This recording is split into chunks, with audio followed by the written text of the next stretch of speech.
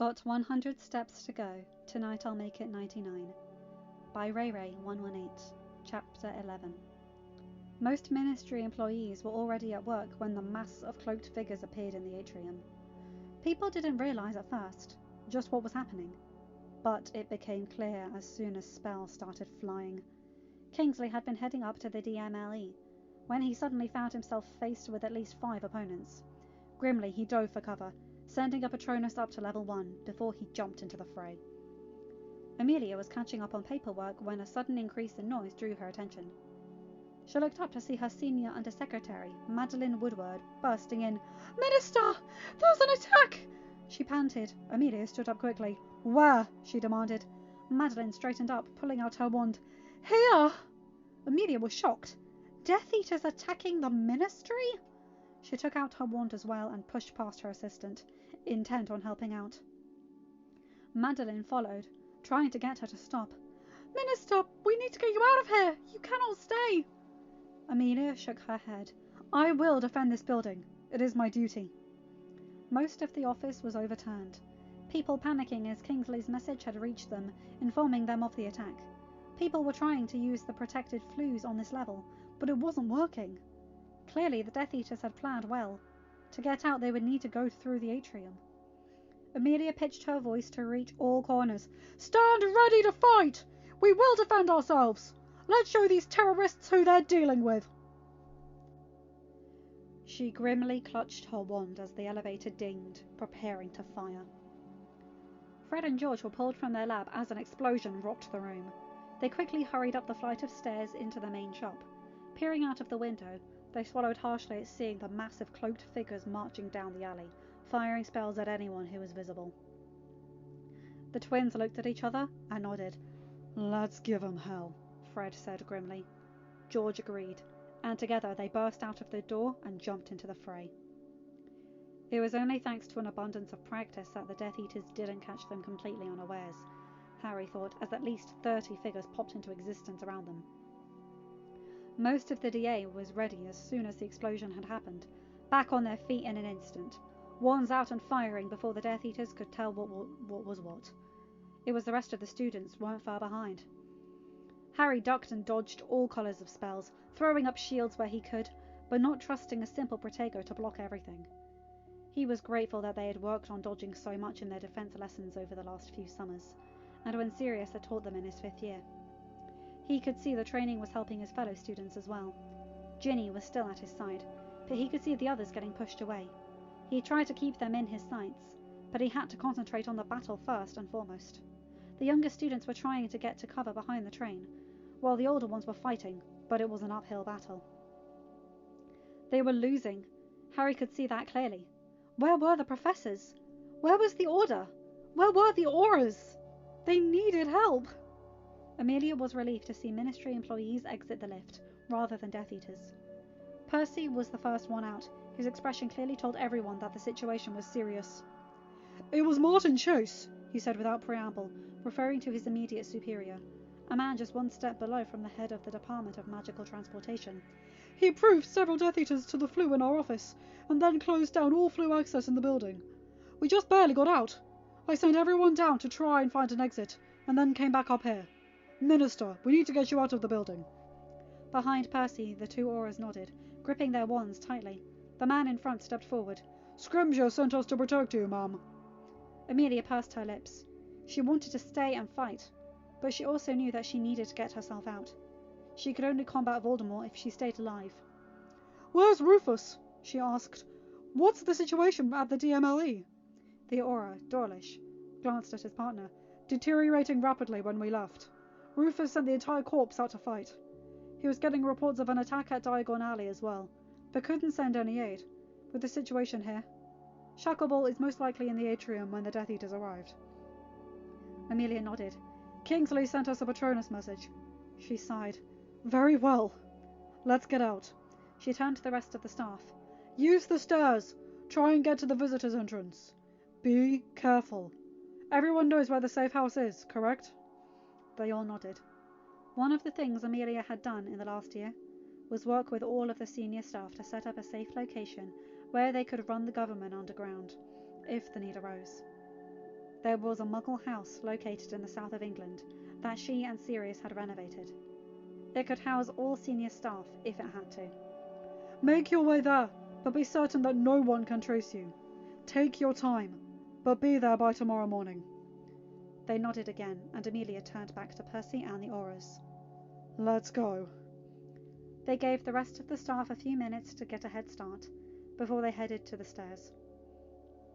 The sound of fighting filled their ears, audible on every floor. The Death Eaters had infiltrated fully and completely, even with Amelia's cleaning house. There were still supporters and sympathizers in many departments, and they had used that to mount this attack. Percy kept his wand raised, looking around him wearily, ready to act at a moment's notice. He may have been the most book-inclined Weasley, but that didn't mean he was a slouch in defence. A door opened as they passed the third floor, and before the masked Death Eater was even through it, Percy had laid him down with a stunner. They quickened their pace. Harry felt only a moment's relief when the silvery beard of Albus Dumbledore made itself known in the crowd. The headmaster struck down several Death Eaters with ease, before turning to face the foe that had shown up just as he had. Voldemort. Harry knew now that wasn't the time for him to fight the megalomaniac himself, as he wasn't ready, and they still had to destroy the Horcruxes. So he focused on the Death Eaters and left their leader to Dumbledore. Harry! Harry turned quickly, dodging a jet of red light, and felt a knot in his chest loosen at seeing Minerva battling her way towards him. Please tell me help's coming, he said as he reached them. Minerva shook her head grimly. Diagon Alley was attacked this morning. Most of the Order is there. What about the Aurors? Harry asked, firing a blasting hex at a nearby Death Eater. Minerva grit her teeth, transfiguring an opponent's robes into iron, and then stunning him as he fell under the weight. Tonks sent Albus a Patronus right before we came out to assist. Death Eaters infiltrated the Ministry as well. It's chaos over there. Harry felt his heart thud painfully. Amelia? Minerva shook her head. No news. Harry, you need to get your friends and yourself out. Go somewhere safe. Harry nodded, not liking it, but knowing that they needed to protect themselves. He and his friends had a task to complete, and they had to protect the knowledge that they held. What about the students staying at Hogwarts over break? Already evacuated to Hogsmeade, Minerva assured him. There were only a dozen of them, and we sent them through the passageway to Honeydukes, with instructions to flew home from the Three Broomsticks. We thought it best to take care of that immediately. She blasted a Death Eater backwards. The wards are falling. There has been another group somewhere working to bring them down. Harry's stomach dropped to his feet. He nodded as well, but didn't have time to respond as the swell of the battle separated him from his guardian. He grimly fired off a Reducto, and then a Stupefy before dodging a killing curse. Ginny, where are you? He asked mentally, worriedly. He felt Ginny's own panic at not seeing him. Near the train, she replied. Harry turned towards the now burning train and searched for his wife. Try and find the others, he said. We need to leave. Ginny agreed, and they both turned to the battle, hoping to find their friends so that they could get themselves out. Amelia could confidently say that she was sick of war. She made her way across the floor with her 3 escorts, heading for the set of stairs on the opposite side of the building, and everywhere she looked, she could see destruction. The battle around them raged, and there were bodies lying on the ground, robed and masked figures mixing in with the Ministry employees. Some were groaning, while others were scarily silent. All 4 of them had their wands ready, and used them often to clear a path. The worst part was when a Death Eater recognized Amelia, and alerted his fellow terrorists. Amelia found herself pushed through the entrance to the stairs by one of the Aurors, who then locked the door behind them. Dawlish and Percy looked at each other briefly, before dragging Amelia forward, continuing on their journey. There was a small, out-of-the-way exit that could be accessed from one specific place in the Ministry. It didn't use magical transportation, and so couldn't be closed. The only downside was that, for some reason, it was as far away from Amelia's office as it was possible to get. What most people didn't know was that there were 3 sets of stairs in the building. There was one that accessed the upper floors, and one for the lower floors. The downside of that system was that you had to cross an entire floor in order to get from one to the other. Of course, most people didn't really care, since the majority of Ministry employees just used the lifts. The third set of floors went only to one place, a secret exit that could only be accessed from the atrium. So, in order to reach the exit, they had to get down to the atrium, cross it, and then go back up to the third flight of stairs, which would lead them to a door that led to an alleyway that was invisible to muggles. On the off chance that a muggle stumbled in, the door was warded to look like a solid wall. Percy took a deep breath before opening the door that led to the atrium. "Stay with us, Minister," he implored. "The situation is unknown, and no matter what, the most important thing is to get you out." Amelia nodded shakily. "Understood." Percy pushed the door open, and with him in the lead and Dawlish in the rear, they escorted Amelia through the destroyed atrium.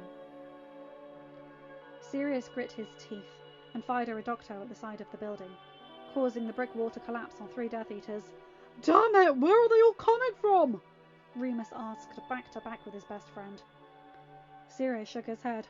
"I don't know, but something tells me this was a very well thought out plan. Look around you. It's only the Order here. Where's Dumbledore? Where are the Auras?" Remus's eyes widened and he nodded. "They must have been caught up somewhere else. But what do the Death Eaters want?" Sirius could only shrug as he threw himself into the battle once more. The group of Death Eaters really didn't seem to have any goal other than causing mayhem. Several of them appeared to be testing the wards on Gringotts, but the white stone building was as indomitable as ever. More were throwing balls of fire at various stores in the alley, while others were keeping the shopkeepers and all those who had ventured into the alley this morning busy. It was a very bad day to do your Christmas shopping, Sirius mused as he dodged an entrails expelling curse. Harry found Hermione in the crowd, but couldn't see any sign of the others. "Hermione!" he shouted. The witch turned quickly, and then sighed in relief. "Harry! Are you all right?" Harry nodded grimly and kept his friend next to him as he continued to work through the crowd. "We need to find the others," he said. "We have to get out of here." Hermione frowned. "I lost Ron," she reported worriedly. "I've got him," Ginny chimed in mentally, and Harry nodded. "Ginny found him," he told his bushy friend. "Just stay with me and keep firing." Hermione nodded, and the two pushed their way through the crowd. Susan was losing a fight with Dolohov when Ginny and Ron found her. She had been thrown to the ground, with a sneering man looming over him. Without hesitation, the two Weasleys raised their wands as one, and blasted their uncle's murderer back 20 feet, where he slammed into the train and fell to the ground. He flopped over onto his side and moaned loudly, but didn't get up. Ginny looked relieved as she helped Susan to her feet. "Are you all right?" she asked. Susan nodded shakily. "Yeah, thanks." Ginny smiled slightly. "It was a real pleasure. Where's Neville?" Susan looked around, scared. "I don't know," she admitted. "I lost him in the crowd a while back. Where is help?" Ginny bit her lip. "McGonagall told Harry that Diagon Alley and the Ministry were attacked this morning as well. We've got the professors here, but no more help will be coming." Susan gasped. "Aunt Amelia!" Ginny shook her head. "We don't know anything. The important thing for us to do is to get out. We have to find Neville and Harry." Ron opened his mouth, and Ginny glanced over at him. "Hermione's with Harry. Can you see Blaise, Daphne, or Luna?" They looked around, but none of their other friends were visible. Ginny took Susan's hand and pulled her with them, searching through the crowd. She tried not to think about the bodies lying on the ground, determined to find their friends and get to safety. Amelia didn't allow herself to be startled when a body fell right in front of her. The battle around them was raging, and the atrium was a mess. Death Eaters were everywhere, but so were the people fighting back. There had to be at least 50 Death Eaters at the Ministry, between the atrium and those she had seen on the other floors. Grimly, she threw a curse at a Death Eater that had felled an aura she recognized as Wilhelmina Robbins. She didn't know if Robbins was all right, but didn't have time to check, as Percy and Dawlish dragged her forward. Suddenly, Percy stopped short, peering around them. Amelia knew why. Dolores Umbridge, former Senior Undersecretary to the Minister of Magic, was standing in front of them. wearing the black robes of the Death Eaters, and a sickly sweet smile on her face. "Amelia," she gloated, her piggy eyes narrowing. Amelia gritted her teeth, but didn't let herself rise to the bait. They couldn't let themselves get distracted. Percy jerked his head slightly, in understanding. Amelia and Dawlish followed as he surged forward. They were nearly at the hidden entrance, and already Percy was working on correctly taking down the boards that hid it from view. Amelia turned and shielded Percy, seeing Umbridge barreling towards them. Without mercy, she cut a cutting curse and then a blasting hex, followed by a reducto. Umbridge shielded herself from the first two, but couldn't hold up against the reducto. She flew backwards and hit a pillar with a sick crunch, before sliding to the ground. Percy turned around and gestured for Amelia to go through the door. She did so, as Dawlish took on Bellatrix, who suddenly appeared out of the crowd. The aura led the crazy woman away from the hidden entrance, knowing that he was out of his league, but also knowing that he would give his life for the minister. Amelia hesitated as Percy looked at her. "Go!" he assured her. "Get out and get safe." Amelia took a deep breath and wanted to demand that he come with her, when a flash of green light out of the corner of her eye caught her attention. She turned quickly, but didn't have time to react, as Percy gave a shout and leapt forward, pushing her further through the door and up the first few steps. Amelia stumbled and then swallowed, staring at the still and lifeless form of the third oldest Weasley child. The fight between Dumbledore and Voldemort had dragged on for a while, and it was clear that the old man was tiring. Harry tried not to watch, since he had his own issues to deal with. He and Hermione were still looking for the others, but had been cut off by the irritating form of Draco Malfoy. The Malfoy heir looked at them, smugly. Scarhead? Mudblood? Harry growled, clutching his wand tighter. "Death Eater scum! Get lost, Malfoy, before I decide to give in to my instincts and blast you where you stand." Malfoy sneered. "I'd like to see you try." He then fired off a cutting curse that Harry easily dodged. As Harry engaged Malfoy, Hermione's attention was drawn by Pansy Parkinson, who had clearly picked her side, as she fired off a blasting hex at the Muggleborn. The two Gryffindors battled Malfoy and Parkinson for a few minutes, but it was clear that Harry and Hermione were the more advanced pair, and within 3 minutes, Pansy was stuck to the floor. Literally. Hermione had turned the ground beneath her into quicksand, letting her fellow 7th year sink to waist height, and then hardening the ground once more before disarming the Slytherin. Pansy shrieked threats and profanities, but it was of no use. Malfoy was slightly better than his former housemate, but he couldn't match up to Harry. In no time at all, the Potter Lord had disarmed the Malfoy, and then bound him with heavy chains and secured him to the ground, using a similar spell as Hermione. The two shared a smile before moving forward, continuing in their search. Amelia wanted to grieve for those she knew had been lost, but she couldn't let herself get distracted. She closed the door behind her, then using reserve she didn't know she had, she sprinted up the stairs. At the top, right next to the door to the outside world, there was a large button. Without hesitating, Amelia pushed it, causing a large horn to go off, before all the lights in the stairway turned red. Nodding her head sharply, Amelia pushed the door open and exited the building. Frank and Alice were a good team.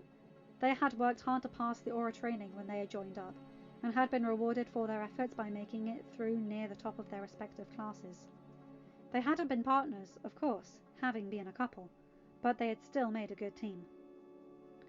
After taking some quick time to recuperate after being healed this past summer, the Longbottoms had gone to Rufus and Kingsley, and worked hard to requalify so that they could continue to serve as auras. It was a job they loved and wanted to continue. They didn't want to give it up just because they had been 16 years of their lives taken from them. They had been successful, and had been working as full-time auras once more in the middle of October. When the Death Eaters attacked, the two had been working on some paperwork in the DMLE office. Sent to assist in the atrium by Rufus, They had put all their skills into defending against the onslaught of Death Eaters. They had been fighting for a while, with no sign of any progress, when the lights all around them switched to red. Frank looked at Alice, eyes wide. "Evacuation signal," he said in a hushed voice. Alice nodded soberly. A full evacuation like this would only be signalled if the building was lost. "Let's go," Frank said shortly, grabbing his wife's hand and hurrying towards the various entrance and exit stations. Around them, people were rushing in all directions, trying to find some way to leave.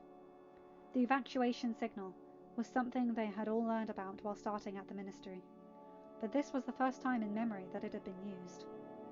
Not even during the last war with Voldemort had anyone had to push one of the 3 buttons that would send off the signal. Frank knew there was one hidden in the minister's office, one in the DMLE head's office, and one in an unknown location. Only the minister and the head of the DMLE knew where the 3rd button was located. The flues were all blocked off, but the apparition platform was still there, and potentially usable, if they could get past the crowd of Death Eaters defending it. Frank tugged Alice's arm to the visitor's entrance. "It's our best bet," he assured her.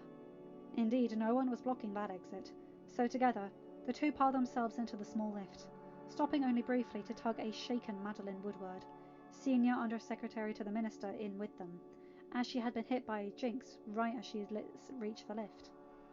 The woman was moaning and shaking, but seemed all right, to the Longbottoms' relief. Frank quickly pressed the correct buttons, and all were relieved as the lift shuddered and began to rise. "Hurry!"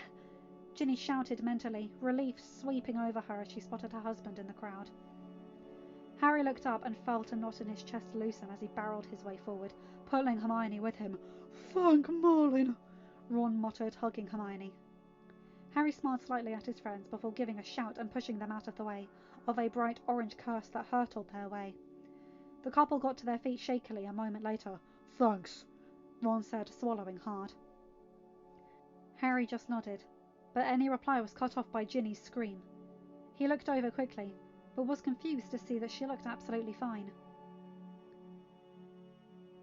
Her gaze was transfixed on something over his shoulder. Slowly, Harry turned.